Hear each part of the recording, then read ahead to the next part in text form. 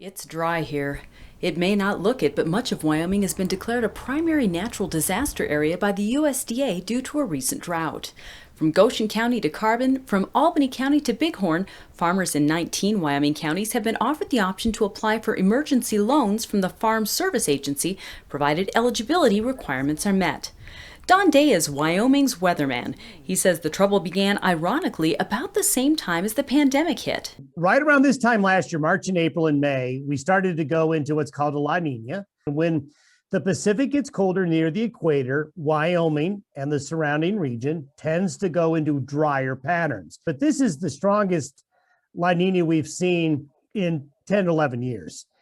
So that's one reason why 2020 started to go dry. That dry weather pattern is bound to affect more than just agriculture as well.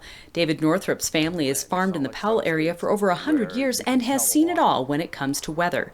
And he says when the grass struggles to grow, ranchers and recreational horse people will feel the crunch as well. Because even if you got one or two horses sitting in your backyard that you use for recreation, finding hay for them can be just as tough as it is for the guy that's got 500 or 600 head of cattle and he's trying to figure out how he's going to feed them for a month longer because the grass is slow to come this year.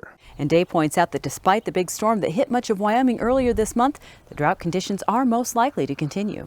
It's definitely been the La Nina that has been rather stubborn, now going on for better than a year. And unfortunately, while it is not as strong, the computer modeling and the predictions that try to predict these sea surface temperature patterns are right now predicting that at least until early fall, some form of La Nina is going to continue. I'm Wendy Corr reporting.